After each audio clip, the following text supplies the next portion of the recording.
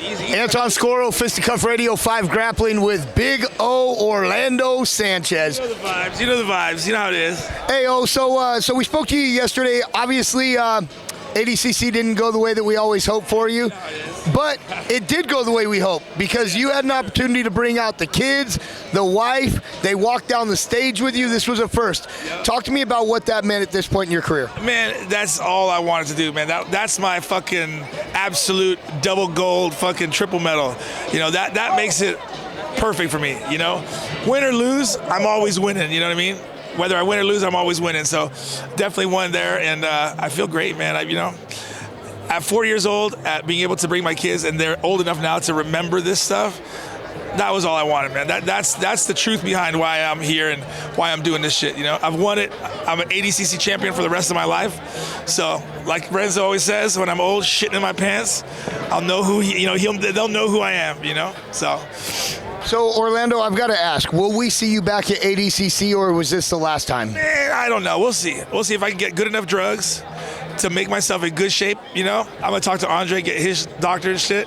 So we'll see. You know, we'll see. I've lost 100 pounds already, and I'm just gonna keep going. You know, my son is really into working out now, so I'm gonna start training with him and be an inspiration to my son and be his training partner. And we'll see, man. We'll see. If I come back for the next one, I will be under 99 kilos.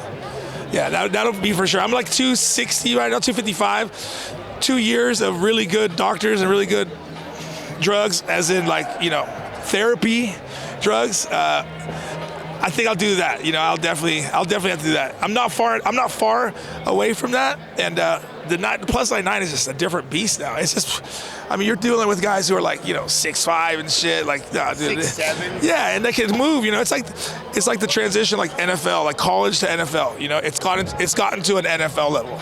You know, like it's just a different beast. So we'll see. If I come back, we'll definitely do a smaller weight class for sure.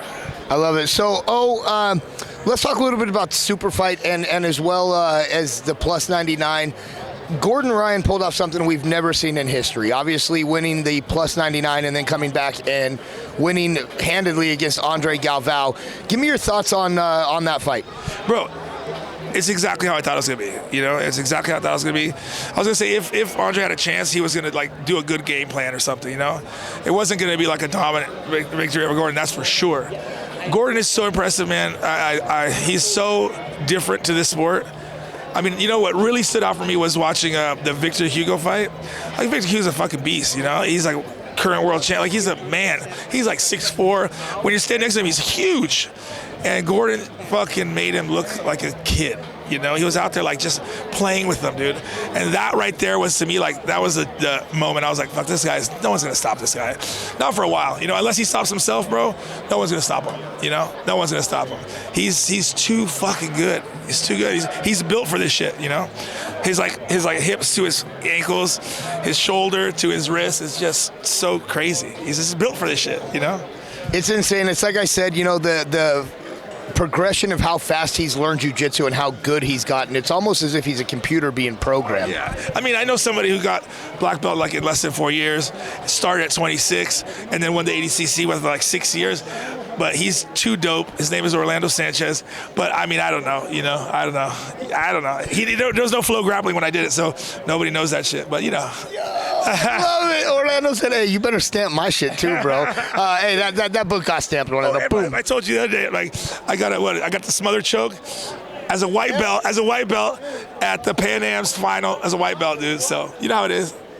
Orlando, for you, before I let you go, what was the other highlight of the weekend? Obviously, having the family here, having the kids. I mean, walking out on stage was amazing. What was the other highlight for you of the weekend? Man, just I can't even. I mean, it's just everything. You know, everything. It's like my head is so much clearer now. You know that I'm sober off those pills and shit, and everything, man. Being able to like bring different people in to watch this shit, you know. My good friend Big Boy from Strength Cartel, like got him and all of those guys watching it, you know. And everybody knows when I ripped that. Look at this monster. Look at this guy. This is my nephew. I just said your shit. I wish my whole life I look like him. Look, I just said when I'm 6 years old, shitting my pants, I'll know who I was, right? We know who you are. You know. Yeah. See, I told you, that's Renzo Gracie.